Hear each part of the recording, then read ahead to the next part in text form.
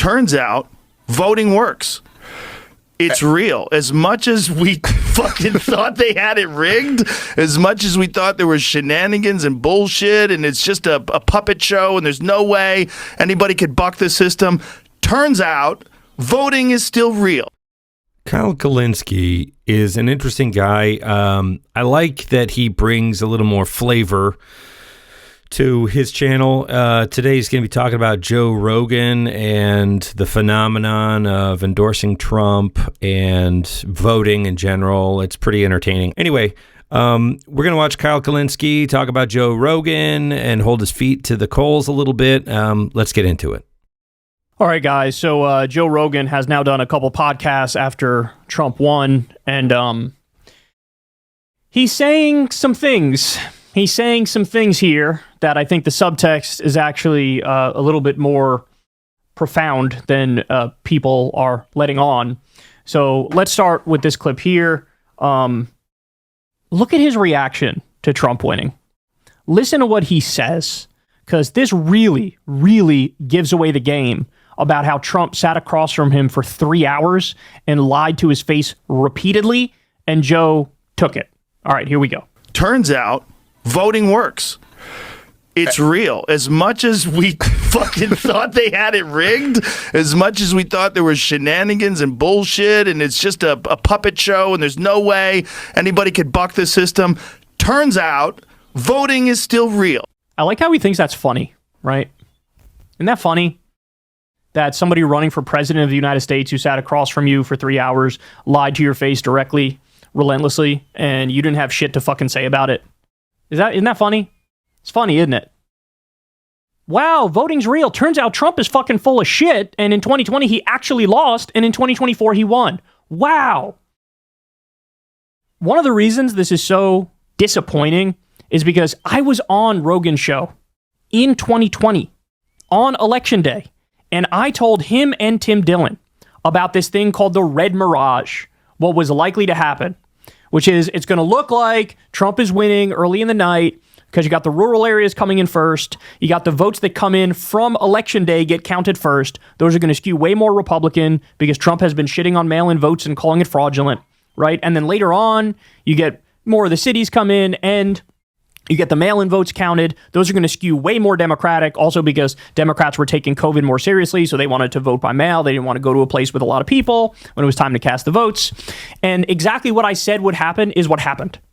And he told me after that fact that every time people have come to him with rigged election conspiracy theories where they think Trump actually won and it was stolen from him, he told me what I would tell them is, Kyle Kulinski told me exactly how the election was going to go before it happened and explained it to me in clear terms. And so I never bought into any of the election rigging conspiracies.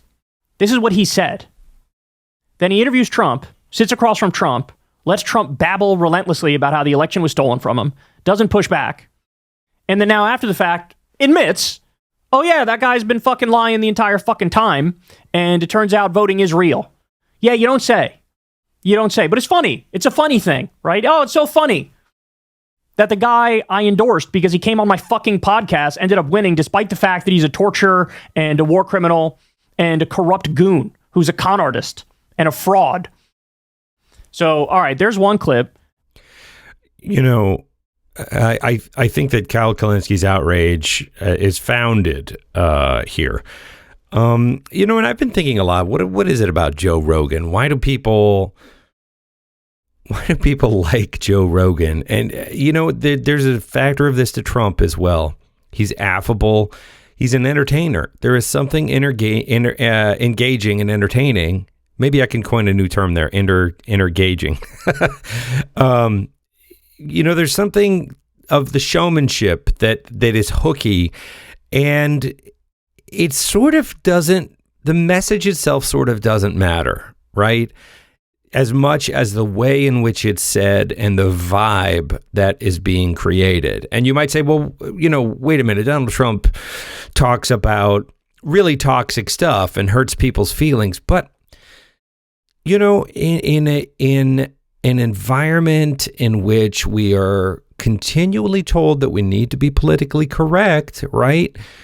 We start to self-censor. We start to say, oh, I can't say that. Like, oh, I shouldn't even have that thought.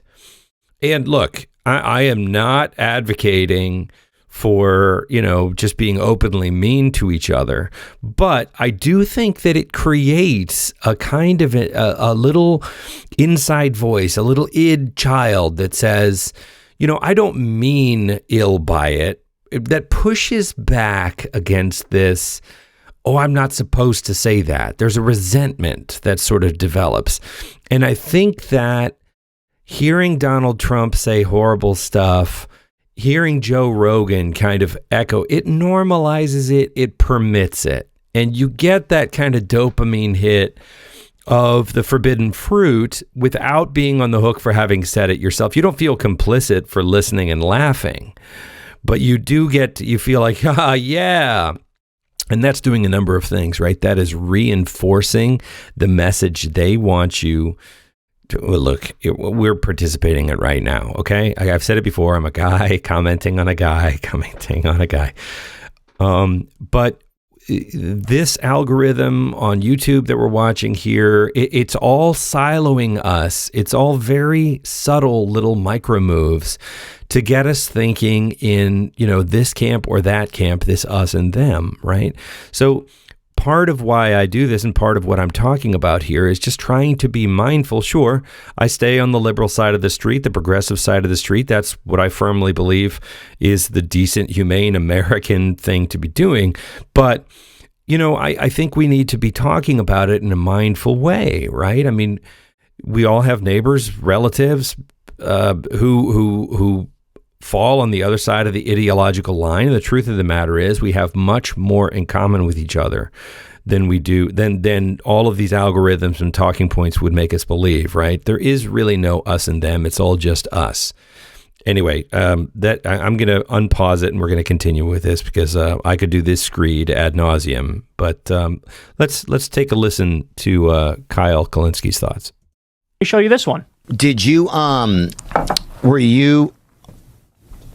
you nervous about endorsing Trump or no? I usually try to stay out of it. Yeah. But I felt like I was getting urged to by Dana and there was quite a few people. So as we pointed out, he's embedded himself in a right-wing cocoon where everybody jacks each other off and talks about how right they are and how stupid the Democrats are and how stupid the left is and how evil they are. And now his entire friend group is all right-wing. And he's admitting here, yeah, Dana White was pressuring me and many other people were pressuring me and they were saying, why don't you endorse Trump? And then he did. It makes a difference. I kind of already stated what I thought about the way things were going. Oh, it made a difference, Joe. Oh, it made a difference. Did you note that Donald Trump picked up with demographic groups he normally wouldn't have picked up with? And there are many young people in particular who ended up voting for him. That some radical change need to take place. Yeah. Radical change. Trump is a revolutionary conservative. He delivered in 2016 George W. Bush on steroids, and he's going to do the same fucking thing now. Yeah, it's radical change. It's radical change for the worse. When we're talking about before with the way the country feels, like the way the country felt when Biden was in office was shaky. Because regardless of what you thought about his policies. That is such a giveaway. Regardless of what you think about his policies. Well, hold on. That's what politics is supposed to be about. Policies. What are they doing to improve people's lives? Regardless of the policies. No, why would you do that? Why would you say regardless of the policies? But wait, it's about to get better. It was but just before it gets better, I want to springboard off of what Kyle Kulinski just commented here is that if you create a state where people are feeling unhappy, right? They feel like there needs to be change. And I mean, it's more complicated than this, but then you offer them easy answers, right? You offer them easy answers for change. We need a radical change. Only I can fix it, right? It's easy. We just get rid of the immigrants. We get rid of the others. It's all a handful. It's the Nancy Pelosi's. It's the enemy within. We roll out the military. We get rid of them. Bada boom, bada bing. America is great again, right? It isn't about stupid and it isn't about evil. Oh, we're going to set that aside for the moment. It's about manipulating people's feelings, right? And I think that's what a Rogan is good at doing. He creates a sort of an affable feeling space. But when that well gets kind of poisoned by the right-wing talking points, and this is kind of where evil starts to creep into it. for me, the litmus test is this sort of sense of mean, right? There's this sort of sneering 80s villain is like, look who just walked in, right? There's this edge to it that is very appealing for people who feel disenfranchised, who feel like they haven't gotten their fair shake. I'm as subject to it as the next person.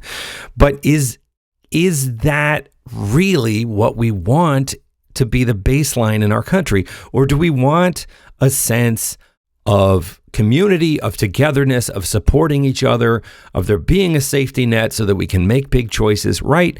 That's what progressivism really is to me, is let's Star Trek it, right? Let's boldly go into the future, fighting for what's right and creating opportunity for each other. Anyway, blah, blah, blah. Here we go. Clear something was wrong with him. And they were lying to us. Oh, yeah. So that alone makes the whole country feel uneasy. So the reason why Kamala and Biden were so bad is they were lying to us. And that makes the whole country feel uneasy because they're liars. They're liars. And that's unacceptable. Of course, where he's going to probably go with this is, of course, calling Biden and Harris liars is the greatest irony in the universe. But of course, that is right out of the fascist playbook. Accuse your enemy of that which you are doing and about to do. Anyway, let me know what you think in the comments section below. I am going to be breaking this video up into two pieces. We go into a little deep dive in the second part where Kyle Kulinski plays older clips of Joe Rogan saying some very progressive things, even saying some, democratic socialist things, and to highlight how much he's changed and to really shine a direct light on the hypocrisy of objecting to Biden, Harris as liars, right? When he then goes on to support Trump. But again, let me know in the comments, do you agree with Kyle Kulinski? Do you agree with Joe Rogan? Is that a non-issue to agree or disagree with either of them? I want to know what you think. Put your thoughts in the comments below.